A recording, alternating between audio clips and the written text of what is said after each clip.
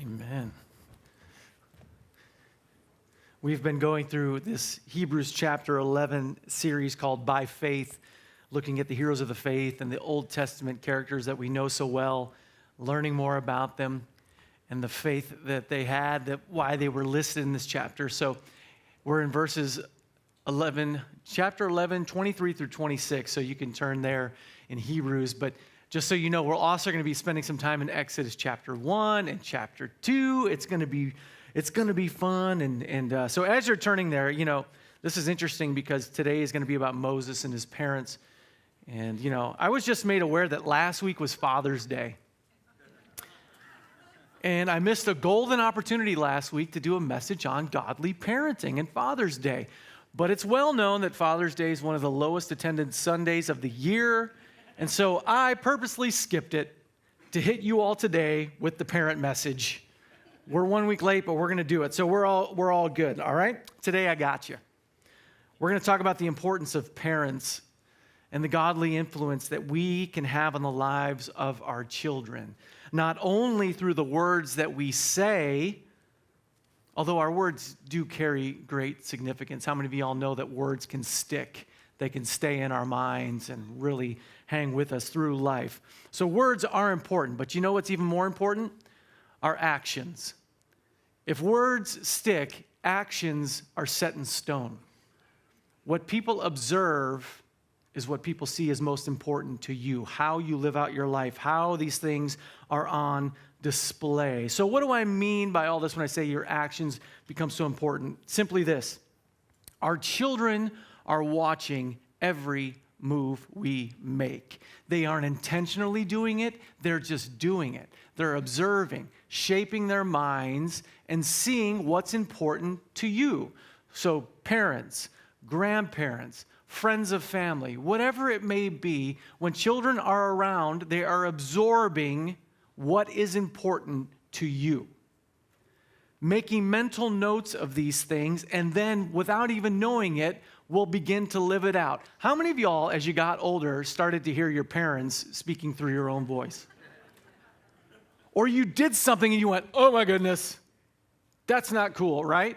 I even one time did a sigh and a laugh. I went, oh, my dad's here. I was just acting out something that he had done. So anyway, whether we realize it or not, our children pick these things up in their own hearts and their own minds. And so think about this, how important this is. Your actions, your decisions, your behaviors, your passions, even your addictions can be passed on. This is important. So whether good or bad, they are observed by our children, which will then, whether good or bad, serve as their guide for life as they grow up. Let me ask you this: is the responsibility heavy? Yes. Is it more than you signed on for? Probably.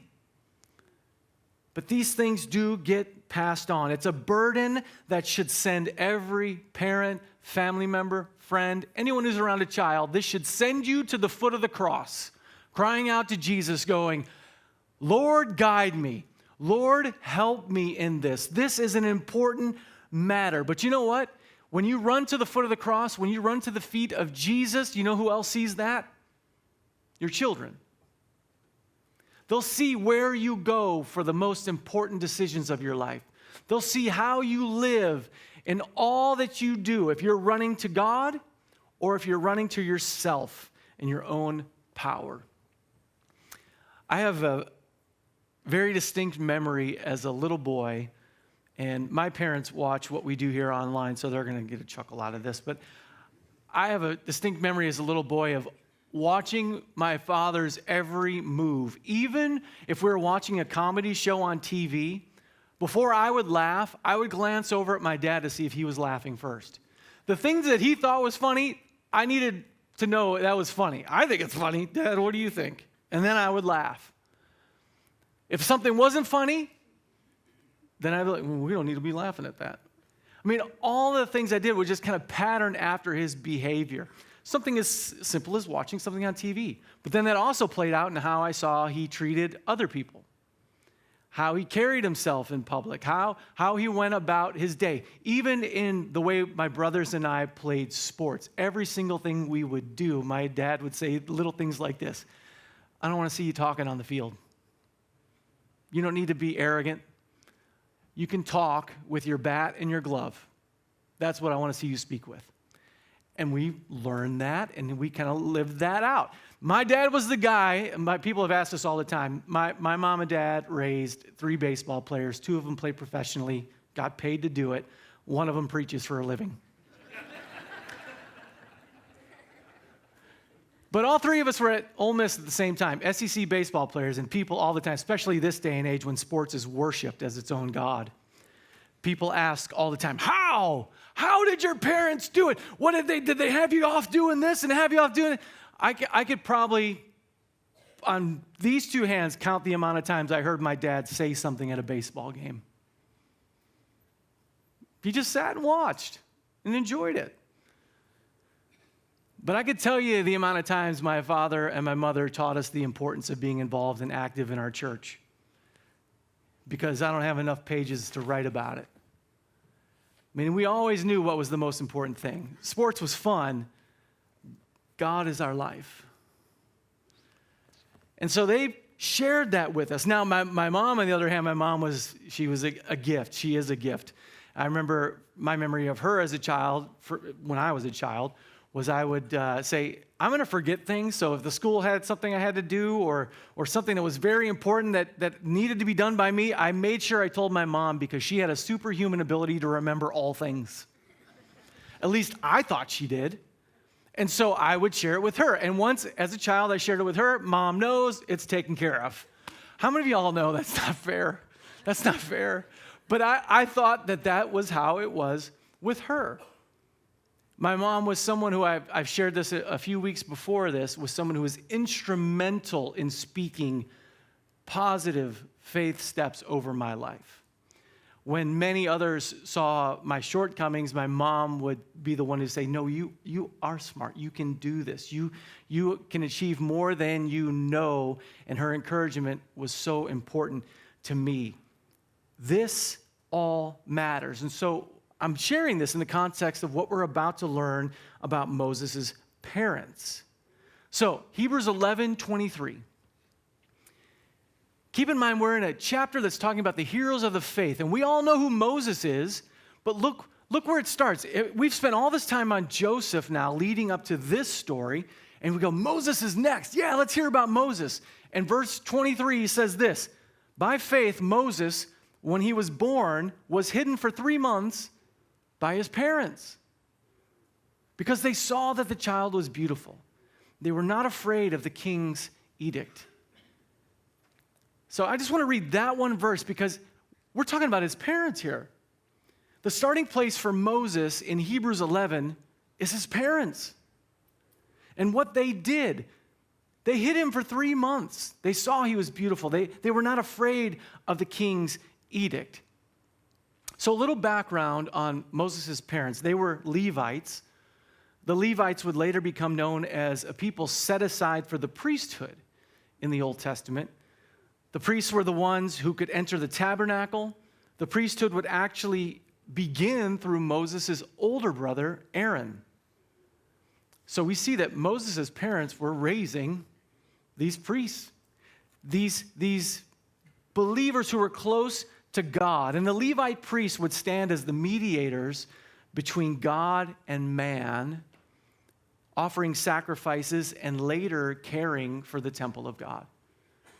God was first and foremost in their hearts. And here's what we are told about Moses' parents and Moses' birth. And so I want you to go ahead, if you have your Bible with you, turn all the way back to Exodus chapter 2, second book in the Old Testament. And this is where we're going to jump back and forth a little bit between chapter 2 and chapter 1 to get this backstory. First, verse 1 of chapter 2 gives us the setup here about his parents. Now a man from the house of Levi went and took as his wife a Levite woman The actual names of Moses' parents are given a little later in the book. I'm going to read it here in a second.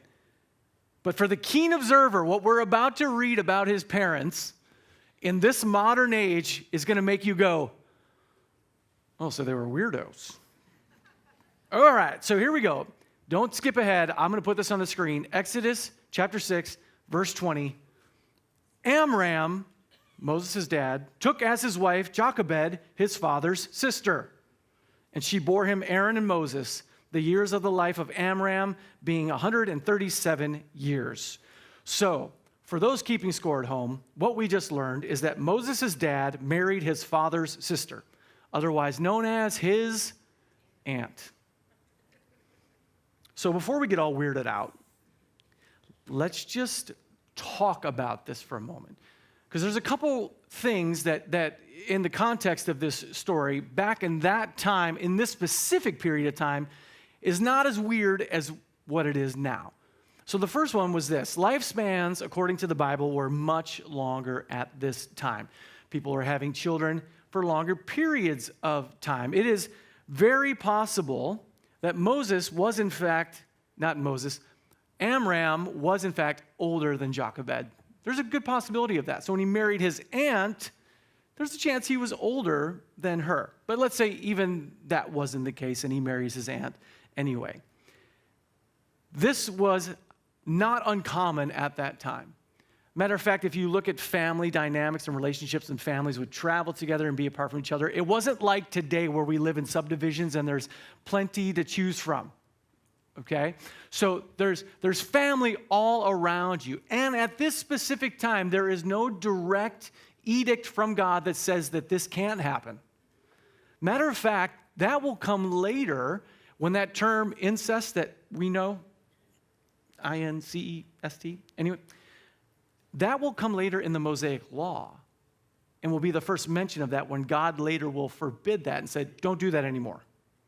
And then through time, that becomes a social thing where we go, that's weird. Don't do that. Don't do that. Are we all on the same page? All right, so I'm just giving you a little bit of the background for that because it becomes important. It's an interesting fact. So now, Exodus 2, we continue on in verses 2 and 3. So the woman conceived and bore a son, and when she saw that he was a fine child, she hid him 3 months. When she could hide him no longer, she took for him a basket made of bulrushes and daubed it with bitumen and pitch. She put the child in it and placed it among the reeds by the river bank. And for those familiar with Moses' backstory, you will know why his parents had to hide him for 3 months. She puts him in a basket after those 3 months because she has no other hope, no other choice but to send him drifting down a river. But she doesn't do this blindly. She actually does this by faith. Original translations of this, the ESV, what I've just read, doesn't do it justice because original translations talk about that when the time came after hiding Moses for 3 months, that his mother, Jochebed, put him down the river, she actually builds what is called an ark out of bulrushes and covers it in pitch. Now, who else built an ark? Who else did God tell to build an ark and cover in pitch, and then God saves and rescues? Well, this is what's taking place in a small fashion as Jochebed does this with her son Moses. But she does this out of desperation. It's a faith step that she has to put her son in this basket and send him down the river. And the reason for it is in Exodus 1. Something that Pharaoh does, a decree that he puts out. Hundreds of years have passed since Joseph and his story. And many people, including the pharaohs, have forgotten the role that Joseph played, have forgotten really how the Jews got there in the first place. And over time, the Jews and the Egyptians live in this conflicting space as history is forgotten. These two massive groups of people with the Egyptians in charge and the Jews there living in this land. But remember last week how I ended the message? And Joseph, who saw the future, said, hey, the time's going to come when you're going to be out of here. Dig me up and take me with you. Remember, that was his faith step that he shared in Hebrews 11? Well, the time was coming. And the Pharaoh who was in charge during this time of Amram and Jochebed and Moses being born, he sees this conflict taking place. He sees the Egyptians, who he rules over. He sees the Jews who are growing in number, and he sees a problem. You see, the Egyptians had their own belief systems. They had their way of doing things. They had their own gods that they worshiped. They worshiped Ra, the sun god. For those who've seen Prince of Egypt, by the power of Ra. They also worshiped Osiris, the god of farming and industry. Horus, the one who appears with the head of a hawk. And thousands of other gods that they would attribute all of these different blessings and successes to, and it was all false. God's little g, gods of their own creation. And then you have the Jews who are growing in number, who are becoming powerful. And they serve what they call Yahweh, the one true God. And so Pharaoh says, I need to crush these people. I need to tamp this down and make sure that they don't realize how powerful they are becoming. Because if they do, and they rise up, we have a problem. So if you rewind to Exodus 1, verse 15, here's what he does. Then the king of Egypt said to the Hebrew midwives, one of whom was named Shiphrah and the other Puah, when you serve as midwife to the Hebrew women and see them on the birth stool, if it is a son, you shall kill him. But if it's a daughter, she shall live. But the midwives feared God and did not do as the king of Egypt commanded them, but they let the male children live. So the king of Egypt called the midwives and said to them, why have you done this? Let the male children live. And the midwives said to Pharaoh, because the Hebrew women are not like the Egyptian women, for they're vigorous and they give birth before the midwife comes to them. So God dealt well with the midwives, and the people multiplied and grew very strong. And because the midwives feared God, he gave them families. Let me just pause. I got one more verse 3, but I want to pause real quick. In this time, often midwives were barren and they weren't able to have children of their own. And in this particular story, one could say, wait a minute, why did God bless these midwives who lied to Pharaoh when he asked them this question? And this is interesting because remember last week, Joseph's line, what the enemy means for evil, God will do for good? Well, these midwives do that. And they lie to Pharaoh and said, no, you can't take out God's people. That was because they feared the Lord. And so what God does is he blesses them, and it says here, it gives them families of their own in this moment. So now we continue in verse 22. Since they wouldn't carry out Pharaoh's duty, Pharaoh then commanded all his people, every son that is born to the Hebrews, you shall cast into the Nile, but you shall let every daughter live. What a horrible decree. And when we think ahead to the Exodus story and the plagues of Egypt, you know that last one when the angel of death goes over and all the firstborn of Egypt are wiped out. Really what's taking place there is Egypt paying for its sin here. And God taking the firstborn because of what was first done in Pharaoh's decree here, because many took those children and threw them into the river, and their lives ended. It was a horrific event that was taking place here. And what happened in this story is when Amram and Jochebed saw this decree and they saw this being carried out, they hid their child Moses. Their older son, Aaron, was old enough. He was safe from this. But the children who couldn't swim, who couldn't save themselves, the ones who were thrown into the river, in this moment, Jochebed hides her child Moses. She hides him for 3 months. So that tells us that this decree was not a short-lived thing. This was a horror that was being carried out for months. A terrible time to live in. This horrifying backstory. But Hebrews 11:23 tells us that Moses' parents saw that he was beautiful. Now we see that word and we think, what does that mean? Like very pretty baby, whatever it may be. But how many of y'all know most babies ain't as pretty as we think? I mean, We think our children are beautiful, right? Our children are born into this world. We see them, oh, what a beautiful baby, even though we know most of them look like aliens, right? Come on, y'all. Be honest. No, they're all beautiful, every one of them, especially yours if you're holding one.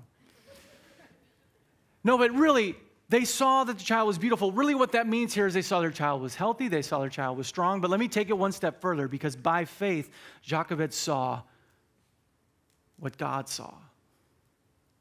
Maybe not the complete story, but definitely this.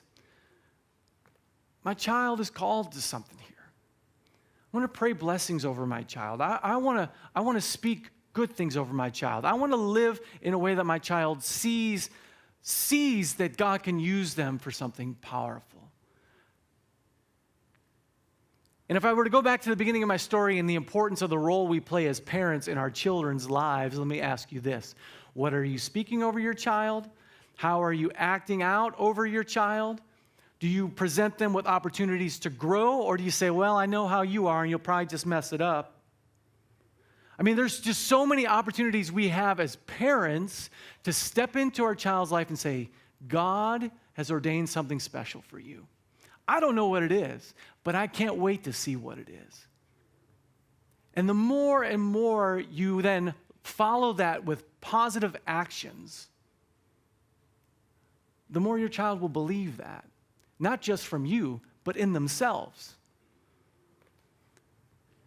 So that when your child sees you praying, or your child sees you spending time in God's Word, or your child sees the importance of being involved in a fellowship of believers in church, and sees that those things are the most important things to you, and how you live, and how you treat others through the prayer and the reading of the Word and attending church and all of those things, your child begins to piece all of this together and then sees, you know what, and my parent, my grandparent, the friends of my parents, everyone who we're surrounded with lives in the same God-following manner. And you know what happens? It absorbs into their system. And likewise, if you do none of those things, the same is true. It absorbs into their system. And so Moses' parents here, when his mother puts him in this ark and puts this pitch around it and she floats him down the river because she saw that God had something. She had faith. Now, we all know that the idea of putting a baby in a basket and floating it down a river does not sound like faith, right? Or does it? Because she hid him for 3 months. And when there was no other course of action, she has to leave it to God. 100%.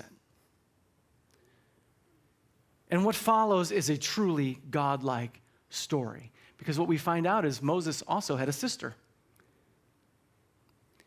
We continue in verse 4 of Exodus 2. As the basket is floating down the river, his sister stood at a distance to know what would be done to him. Now the daughter of Pharaoh came down to bathe at the river, while her young women walked beside the river. She saw the basket among the reeds and sent her servant woman, and she took it. When she opened it, she saw the child, and behold, the baby was crying. She took pity on him and said, "This is one of the Hebrews' children." Then his sister said to Pharaoh's daughter, "Shall I go and call you a nurse from the Hebrew women to nurse the child for you?" And Pharaoh's daughter said to her, "Go." So the girl went and called the child's mother. And Pharaoh's daughter said to her, "Take this child away and nurse him for me, and I will give you your wages." So the woman took the child and nursed him. And when the child grew older, she brought him to Pharaoh's daughter, and he became her son. She named him Moses, because she said, "I drew him out of the water." So a brief recap, just so we can all be on the same page. Jochebed puts him in the basket, floats him down the river. The sister follows the basket down the river, and Pharaoh's daughter, some historians think, I think Josephus records that this was Pharaoh's only daughter. She just happens to be there, And the basket comes up. And they open it, and there's this baby that's crying. Now, here's what's interesting. We're not told any backstory here on Pharaoh's daughter. But you never know what someone is asking God for. Now, she wouldn't have been asking Yahweh, but we never know. But here again, what the enemy means for evil, God uses for good. And Pharaoh's daughter finds this child. And the sister comes up and says, would you like me to find someone to help nurse the child? A Hebrew woman. And Pharaoh's daughter says, yes, go find her. So Moses' sister goes back and gets mom, brings mom to Pharaoh's daughter. Pharaoh's daughter says, would you nurse my child? And I'll pay you for it. And Jochebed said, sure. Matter of fact, did you catch the part where it says this in verse 10? When the child grew older, she brought him back. In other words, Jochebed raised Pharaoh. And Pharaoh's daughter said, when the time comes and he's older and he's weaned and everything is good and you have some time with him there, then bring him back to me and then he'll be my son and I'll call him Moses. And so Jochebed floats her son down the river going, God, please work something out. And God says, got it. Don't worry about it. And she's called back and she gets to spend this time with her child. I can promise you this was a story that Moses' parents shared with Aaron, with their other children.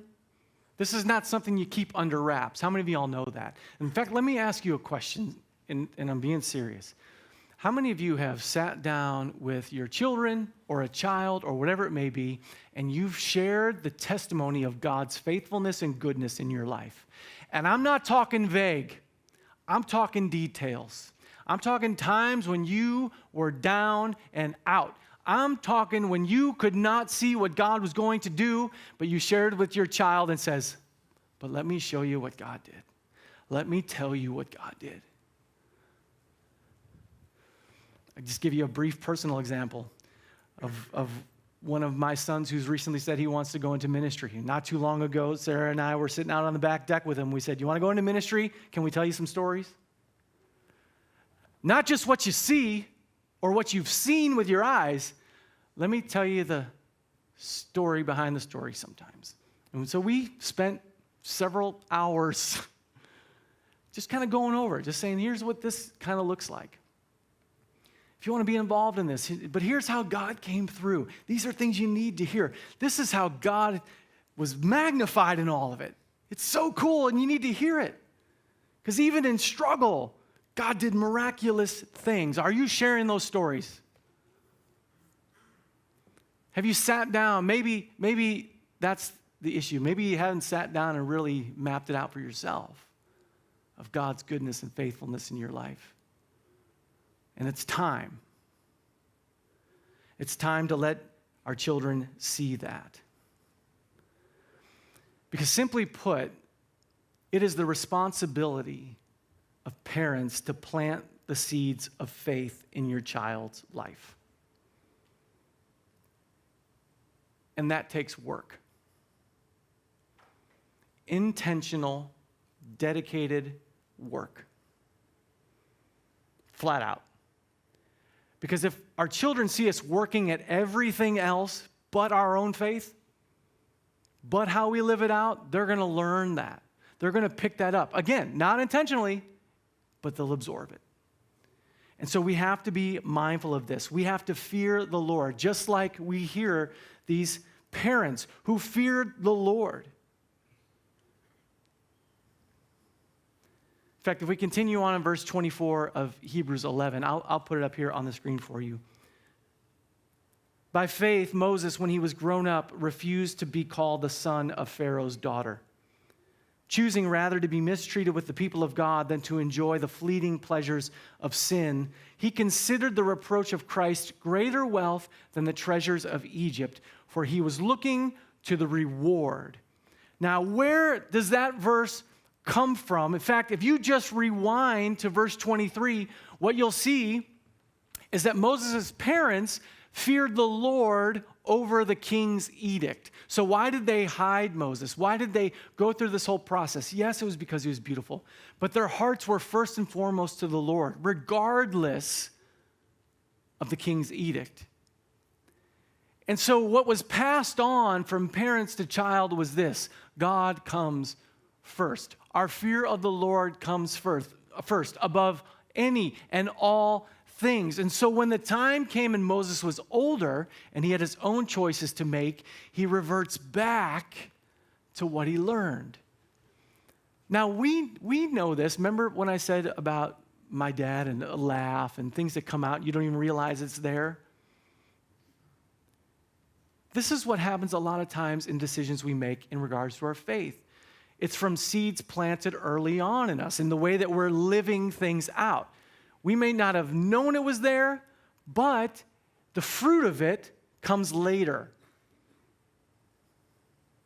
And that's the goal, to plant good fruit, good seeds of faith. Because if we're planting good seeds of faith in the foundation of our children, there will come a point when they'll have to build on their own on that. Are you giving them a good foundation, a solid foundation of faith in how you've lived that they can build upon? So when the time comes for their faith to be their own, it's solid and they can build. I could spend a whole lot of time on this, even more of over 10 years of working with middle school and high school students and the different things. And I've seen so many times how children follow the example of their parents and live these things out. In fact, I'll tell you one story that happened long ago enough now that I can share it. There was one particular occasion where I took high school group on a trip. We stayed in a hotel room, and at the hotel room when we were leaving, we were coming back to Nashville, and we got about 3-4 hours down the road, and the hotel called me. And they said, are you aware that one of the rooms was trashed? I said, well, what do you mean trashed? And they said, all the furniture in it was flipped upside down. And I said, I was not aware of that. And they said, the charge will be on your credit card. And we just wanted to make you aware. So I get back, and the room that was in question, there was some boys who were in that room, and there were 4 boys. And so we called each set of parents, and all the parents were there. And I shared the story of what happened, and 3 parents, you could see that the fear of the Lord was now in their children. And one parent then looked at me and said, if the hotel didn't want that to happen, they should have nailed it down. Can you see why I haven't forgotten that story? Now, that child is not a child anymore. I've been at this long enough. That child's probably in their early 30s. But that child has never taken responsibility for anything and struggles. Why do you think that is? What have they learned? They learned that nothing's your fault. It's always everybody else's fault, because that's how we live. So you see, these things are absorbed. Now, let me share an example in my own personal life, having grown up in church and been in church my entire life. I have seen things take place in the church that are heartbreaking and hard and difficult. And I believe, as many pastors believe, the church is the bride of Christ. And when I hear someone who badmouths the church or talks about pastors who fall or talks about how much hurt the church has caused, I understand it 150%, because I've seen it with my own eyes, and I've heard most stories about the pain that can be caused from the church. I remember as a young boy coming home from church and seeing sometimes my mom in tears as they were worship leaders. And I would say, what happened? Because we want to know, right? We want to know what's causing apparent pain or whatever it may be. In fact, one particular occasion, I remember we showed up at church and my parents' worship team was not there. None of them. Because some other pastor had come in and poached them and said, God told us that you're supposed to be our worship team. And so my parents did not know this and led worship themselves with all friends who were once friends, now gone, who never came back.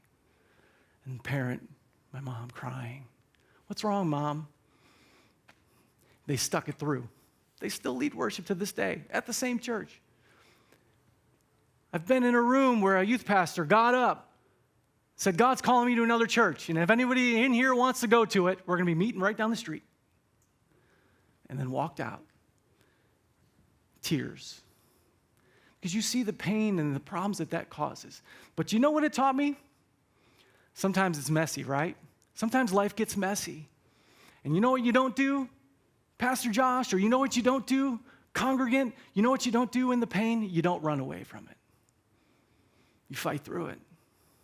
You stick it out.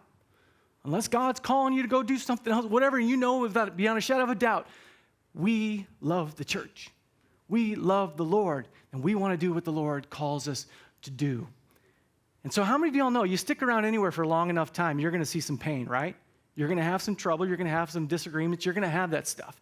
So what happens is when you go through challenges, you revert to the seeds that have been planted in who you are in your faith. I'm thankful that I absorbed that lesson. Moses did. When his parents didn't follow the king's edict, that stuck. They saw something in him. They shared it with him. I'm certain of it. And so by faith, when he grew up, he refused to be the son of Pharaoh's daughter. And just think about what he's given up here. He considered it sin to not be considered one of God's chosen people, his people, even though he has the palace, even though he has the money, even though he has all the material possessions, all of these things. He would rather have the reproach of Christ and the wealth of Christ than the treasures of Egypt, for he was looking to the reward. Now, he didn't know Christ by name at that point, but he definitely understood what it meant to fear the Lord and to follow God. And this is what the reproach of Christ is. Because when you see the faithfulness of God and the faithfulness to God in your family, it'll give you the faith to walk through fire. Moses considered the reproach of Christ, which is really what we're talking about here, is a future suffering Savior. Now, he might not have been able to put that into words, but he saw that to serve the Lord and to fear the Lord meant sometimes you have to choose the Lord over the king's edict. And that becomes so important as, we've done messages talking about end times and we talked about following Christ. How many of you all see more and more that you will have to make choices at some point? Are you going to be on the Lord's side and fear the Lord over the king's edict? Moses understood that his reward was from God, even if it meant giving up earthly gain. 1 Peter 4, 1 and 2. Since therefore Christ suffered in the flesh, arm yourselves with the same way of thinking. For whoever has suffered in the flesh has ceased from sin, so as to live for the rest of time in the flesh, no longer for human passions, but for the will of God. And I believe Hebrews 11:23 includes Moses' parents in the heroes of faith because God used them. He used them to display and teach the fear of the Lord to their children. And they lived it out in the face of cultural pressure to sacrifice their child. But they lived out their faith and they taught it to their children. And Moses would grow to become God's deliverer of those people. And we'll learn more about that next week. But right now, I want to bring this to a close, and I want to lead us in a time of communion, because this right here is a heavy responsibility we've talked about. To consider Christ and who Christ is, and the reproach of Christ and the suffering that goes along with it. And I pray that if anything I've shared in here really causes you to look in the mirror and think how much you've fallen short, or maybe you fall short, the best thing you can know is you can start right now and turn it over to Jesus and begin walking in his ways.